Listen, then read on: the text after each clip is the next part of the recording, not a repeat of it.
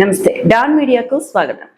తాడేపల్లిగూడెంలో రాష్ట్ర ప్రభుత్వం ఏర్పాటు చేసిన తక్కువ ధర బియ్యం విక్రయ కేంద్రాలను ఎమ్మెల్యే ప్రభుత్వ విప్ బొలిశెట్టి శ్రీనివాస్ ప్రారంభించారు. మార్కెట్ ధర కంటే కిలోకు 10 రూపాయల తక్కువకు నాణ్యమైన బియ్యం అందిస్తున్నామని ఆయన తెలిపారు.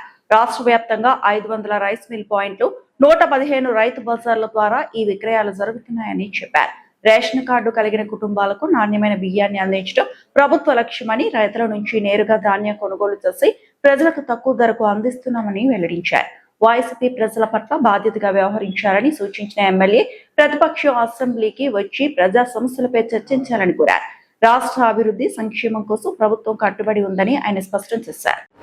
స్టీమ్ రైస్ ని ప్రభుత్వం ప్రజలకు అందుబాటులో పెట్టే విధంగా 10 రూపాయలు బయట మార్కెట్ కంటే తగ్గించే కార్యక్రమాన్ని రాష్ట్రమంతా నిన్న గౌరవ మనోహర్ గారు అక్కడ మంత్రులందరూ కూడా చేపట్టారు. ఈరోజు అన్ని చోట్ల కూడా ఈ డిపోలు ఓపెన్ చేసే కార్యక్రమం ఏర్పాటు చేశారు. దానికి హాజరైనటువంటి మిత్రులు ఎత్తకోట తాతాజీ గారు, ఆకాశ స్వామి గారు, ఎంఆర్ఓ గారు, ఇంకా ఈ కార్యక్రమానికి సుబ్బరాజు గారు, దంగేటి పేర్రాజు గారు, మళ్ళా ఇంకా ఈ కార్యక్రమానికి పెద్దలు రవి గారు, సత్యనారాయణ గారు, కాశీ గారు, రాజా గారు, బైర్లకృష్ణ గారు, ఇంకా మిత్రులందరికీ నా ఉదయపూర్వ నమస్కారం. ఇది చేతల ప్రభుత్వాన్ని చేసే విధంగా మరి వాళ్ళ ప్రభుత్వం వేసి ప్రతి అడుగు కూడా పేదవాడిని ఆదుకునే విధంగా చేసే కార్యక్రమాన్ని ప్రజలకి అందుబాటులో తీసుకురావాలి. ఏదైతే బియ్యం తక్కువ ధరలో మరి కొన్న బియ్యాన్ని రీసైక్లింగ్కి వాడి జనం తినకుండా దాన్ని అమ్మేస్తారు. కాబట్టి ప్రభుత్వం కొత్తగా ఆలోచన చేసి మనం డైరెక్ట్గా మంచి రైస్నే మనం అమ్మితే బాగుంటుందని ఆలోచన కూడా చేస్తూ ఉన్నారు. ఇవాళ మార్కెట్ రేటు కంటే 10 రూపాయలు తక్కువగా ఆ 10 రూపాయలు ప్రభుత్వం భరించి అన్ని కౌంటర్లోనూ రాష్ట్రం అంతా కూడా 500 రైస్ మిల్ పాయింట్లు పెట్టారు. అదేవిధంగా రైతు బజార్లో 115 చోట్ల అమ్మకం జరుగుతుంది. తాడేపల్లిలో కూడా మనకు రైతు బజార్ ఉంది ఆల్రెడీ, కానీ అక్కడికి ఎవరు వెళ్ళలేదని దాన్ని షటిల్ కోర్టుకు వాడుకుంటున్నారు. ఇప్పుడు మిత్రులు మన ఇద్దరుపూడి ఆయన తెలియజేశారు, విలేకర్ గారు, తప్పకుండా దాన్ని ఖాళీ చేయించి సెంటర్లో ఉంది కాబట్టి రైతు బజార్గా దాన్ని పునరుద్ధరించాం. ఆ షటిల్ కోర్టుని మనం ఆల్రెడీ ఇండోర్ స్టేడియంలో కట్టాం కాబట్టి అక్కడ షిఫ్ట్ చేద్దామని చెప్పి ఆలోచన ఇవ్వడం చాలా శుభసూచకం. ఎందుకంటే రైతు బజార్ ఉంటే అక్కడ కూడా ఈ పాయింట్ ఒకటి మన సెంటర్లో కాలువతలు కూడా అందుబాటులో ఉంటుంది. ఎవరు కొనుక్కోవాలనుకున్నా సరే మధ్యతరగతి కుటుంబాలన్నీ కూడా వాళ్ళ రేషన్ కార్డు మీద 5 కేజీల బియ్యాన్ని 52 రూపాయలకి అందజేసే బాధ్యతను ఈ ప్రభుత్వం తీసుకుంది. రా బియ్యాన్ని 50 రూపాయలు. ఈ యొక్క అవకాశాన్ని మీరు సద్వినియోగం చేసుకోండి. ఏదైతే బయట ఎక్కువ రేటుకి అమ్మేటువంటి ఈ రైస్ని మరి ఈ స్టీమ్ రైస్ బీపీటీలు అన్నీ కూడా మన ప్రభుత్వం ఇవాళ మీకు పేద ప్రజలకి మధ్యతరగతి కుటుంబాలకి ఆదుకునే విధంగా ఎంత బాధ్యత తగ్గినా కుటుంబానికి ఖర్చు తగ్గించాలని పనిచేసే ప్రభుత్వం ఇది. మీరు చూస్తూ ఉన్నారు. ఇవాళ మన ప్రభుత్వం వచ్చిన తర్వాత రైతు దగ్గర ధాన్యం కొనడంలో కానీ, కొనుగోలు చేసిన ధాన్యం ఎఫ్సీలకు ఇవ్వడం కానీ, ఆ బియ్యాన్ని మళ్ళీ మరి ప్రభుత్వం తీసుకుని మళ్ళీ పేద ప్రజలకు ఇచ్చే దాంట్లో పీడిఎస్లో కానీ అన్ని రకాలుగా అన్ని చర్యలు గౌరవ ముఖ్యమంత్రి గారు, నాదెండ్ల మనోహర్ గారు, పవన్ కళ్యాణ్ గారు, లోకేష్ గారు అందరూ కూడా ప్రజలకు మనం ఏం చేయగలం, ఏది బెస్ట్ అనేది గత 5 సంవత్సరాల్లో పరిపాలన లేదు. ఇవాళ మీటింగ్లు పెట్టి నువ్వు ముఖ్యమంత్రి రిజైన్ చేయి, లేకపోతే ఆయన ఎవరు మన లోకేష్ గారిని రిజైన్ చేయమని చెప్తూ ఉన్నారు. మీ సమయంలో డిఎస్సి పెట్టి ఉద్యోగాలు ఇవ్వలేదు. ఇవాళ 16,500 ఉద్యోగాలు ఈ ప్రభుత్వం కల్పిస్తే మీరు డిమాండ్ చేయమనే హక్కు మీకు లేదని మీకు తెలియజేస్తూ ఉన్నా. మీరు ఏ మొగబెట్టి రికమెండ్ చేయమని మీరు ఎప్పుడు కేకే లేదు. 16,000 కుటుంబాలను ఆదుకున్న ప్రభుత్వం, 16,500 మందికి ఉద్యోగాలు ఇచ్చిన ప్రభుత్వాన్ని విమర్శించడం సరికాదు. మళ్ళీ డిఎస్సి రెండోసారి కూడా పిలిచి మళ్ళీ ఇంకొక 15,000 16,000 ఉద్యోగాలు ఈ ప్రభుత్వం ఇవ్వబోతోంది. మీరు ఏం ఆపినా ప్రజలకు ఏదైతే మంచి చేయాలనుకున్న కార్యక్రమం అనేది కూడా మీరు ఆపలేరనే విషయాన్ని మీకు తెలియజేస్తూ ఉన్నా. ఇవాళ మంచి జరిగినప్పుడు సంతోషించాలి, ప్రతిపక్ష పాత్ర పోషించండి. ఇక్కడ పొరపాటు జరిగినప్పుడు దాన్ని నిలదీసి అడగండి.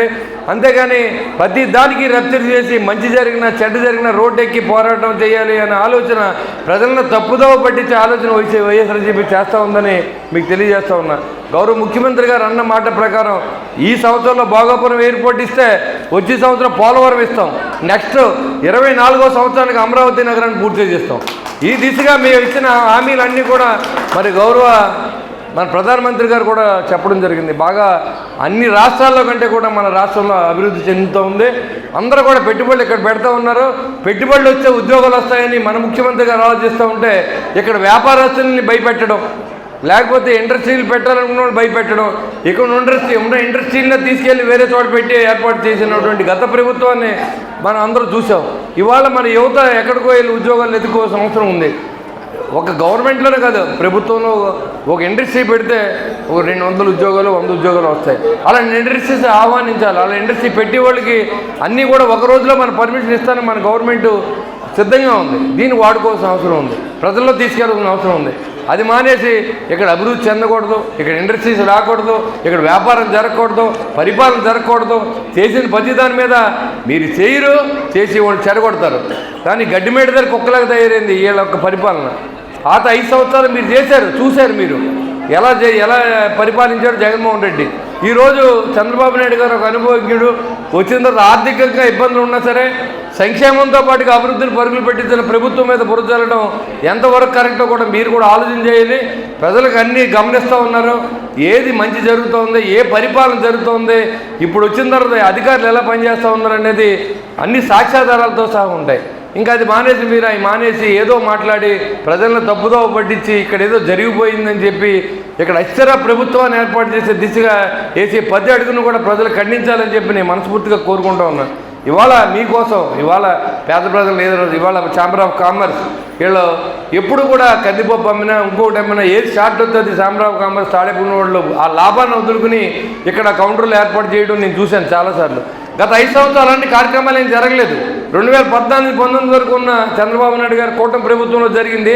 మళ్ళీ ఈరోజు 19 నుంచి 24 నుంచి 29 దాకా జరిగే దాంట్లోనే ఇక ప్రభుత్వ కార్యాలయాల అధికారులు కానీ ఇక ఉన్నటువంటి పెద్దలు కానీ జరిపించడం, వీళ్ళందరినీ ఎంకరేజ్ చేయడం కూడా మనం ఆలోచన చేయాలి.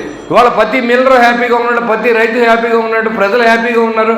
అన్నీ జరుగుతున్నప్పుడు ఏదో జరిగిపోతుందని ఒక వర్గాన్ని ఒక మతాన్ని రెచ్చగొట్టే విధంగా ఇవాళ చేసే ప్రయత్నాన్ని మనందరూ అడ్డుకోవాలి. ఇవాళ సంక్షేమం వచ్చినోడు మాట్లాడడం, రానోడు అల్లరి చేస్తాడు, వచ్చినోడు వచ్చిందని చెప్పడం, ఇంకా సిగ్గు లేకుండా చాలామంది మేము జెండా పట్టు తిరుగుతూ ఉంటారు. ఏ జెండా పట్టుకుంటారు? మీరు ఏం చేశారో నీ 5 సంవత్సరాలు ఏ పట్టణాన్ని చేశారు? ఈ పట్టణాన్ని కాదు, ఏ పట్టణాన్ని చేశారు అని నేను అడుగుతూ ఉన్నాను. మెయిన్ రోడ్లకే దిక్కులేదు. అలాంటిది ఇవాళ పనిచేసిన ప్రభుత్వాన్ని విమర్శిస్తే ప్రజలు మీకు తిరుగుబాటు చేసి మొన్న మీరు ఉండకూడదని ఓడించారు. మళ్ళీ అదేవిధంగా కూడా ఖచ్చితంగా మీరు ఓడిపోయి మన జగన్మోహన్ రెడ్డి ఇంట్లో కూర్చోవలసిన పరిస్థితి. ఆయన మాట్లాడే విధానం మీరు చూస్తూ ఉన్నారు. 40 సంవత్సరాలు దాటిన తర్వాత వయసే ఉంటుందంటే నువ్వు 50 సంవత్సరాలు దాటిన తర్వాత రాజకీయం ఎందుకు చేస్తావని అడుగుతూ ఉన్నా. 40 సంవత్సరాల తర్వాత వయసు అయిపోతే 50 సంవత్సరాలు దాటిన జగన్మోహన్ రెడ్డికి ముఖ్యమంత్రిగా పనిచేస్తాడని నేను అడుగుతూ ఉన్నా. తెలివి తక్కువగా మాట్లాడడం, లేదా హేళనగా మాట్లాడడం. ఎవరైనా ఒక మనిషి మృతి చెందితే పరామర్శకి చనిపోయిన ఇంటికి వెళ్తాడు, కానీ జైల్లో ఉంటున్న దగ్గరికి వెళ్తాడు. సంస్కృతి అది. ఇక్కడ సంస్కృతి మీరు అర్థం చేసుకోండి. ఎవరో ఒక రౌడీ షీటర్ చనిపోతే అది కాపు కులస్తులు, కాపులకు అన్యాయం జరిగిపోతుంది అని మాట్లాడేటువంటి ప్రభుత్వాలని ఇంత చట్టపరంగా ఎలాంటి చర్యలు తీసుకున్నారో అధికారుల మీద కూడా ఈ ప్రభుత్వం తీసుకుంది. ఆ సీఐని సస్పెండ్ చేసినప్పుడు కూడా ఈ బురదంతా మరి ఈ ప్రభుత్వం జల్లాలనే కార్యక్రమాన్ని మరి ఖచ్చితంగా మనందరూ కూడా ఖండించవలసిన అవసరం ఉంది. ఒక మంచి మనిషిని ఇబ్బంది పెట్టినప్పుడు మనందరూ బయట రావాలి తప్ప ఒక సమాజాన్ని చీడపురుగు లాంటి వ్యక్తుల్ని చేసినప్పుడు మనం బయట రావాల్సిన అవసరం లేదు. ఉదాహరణగా మీరు చూడండి, వాళ్ళు యూపీలో ప్రశాంతంగా ఉందంటే దానికి కారణం యోగి గారు కాదని అడుగుతూ ఉన్నా. అక్కడ ఎంతమంది ఎన్కౌంటర్ అయిందో మీకే 3000 మంది పైన రౌడీ షీటర్ని తీసుకెళ్ళి కాల్ చేస్తే అక్కడ ఎవరో మాట్లాడలేదు. ఇక్కడ రౌడీ షీటర్లు సపోర్ట్ చేసి ఫ్లెక్సీలు పెట్టి తిరిగేటువంటి ప్రభుత్వంలో వీళ్ళు ప్రతిపక్ష పాత్ర పోషించడం, అసెంబ్లీకి రారు. వీళ్ళేమో పరిపాలన జరిగేది వాళ్ళకి తెలీదు. ప్రతి దానికి ఎవరో పేపర్లో వస్తే చూసి విమర్శలు చేస్తూ ఉంటారు. వాళ్ళకు పేపర్ ఉంటుంది, వాళ్ళకు టీవీ ఉంటుంది, వాళ్ళకు సోషల్ మీడియా ఉంటుంది, దాన్ని ట్రోల్ చేస్తూ ఉంటారు. కాబట్టి ఇవన్నీ కూడా ప్రజల్లో తీర్చివేయడం అవసరం కూటమి ప్రభుత్వ నాయకుల మీద ఉంది, ప్రజల మీద కూడా ఉందని తెలియజేసుకుంటూ ప్రభుత్వం ఏదైతే పేద ప్రజల కోసం ఈ స్కీమ్ని మీ అందరికీ అందుబాటులో పెట్టిందో మీరందరూ సద్వినియోగం చేసుకుంటారని ఈ ప్రభుత్వాన్ని ఆశీర్వదించాలని కోరుకుంటూ సెలవు తీసుకోవడం. జై హింద్.